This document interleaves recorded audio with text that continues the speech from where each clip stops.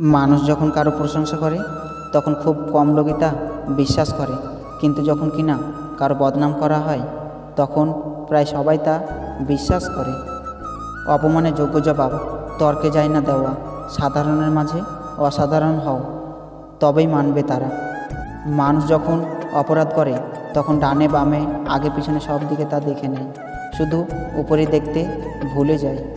যদি সম্মান ও ভালোবাসা দুটি পেতে চাও তবে আপনি থেকে তুমিতে যাও এবং তুমি থেকে তুইয়ে কখনোই যেইও না।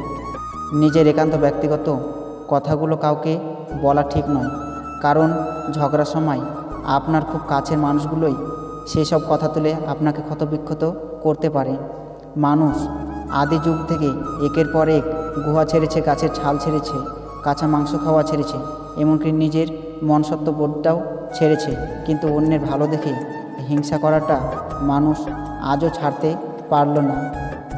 নিজের স্ত্রীকে সম্মান করুন, কারণ শুধুমাত্র দুমুঠো ভাত কাপড়ের জন্য তার বাবা মাকে ছেড়ে তোমার কাছে আসে না।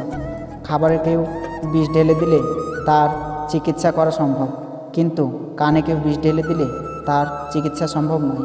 জীবনে কখনো নিজের গুণের অহংকার করবেন না, কারণ পাথর যখন জলে পড়ে তখন তার ওজনের জন্যই জলে ডুবে যায়।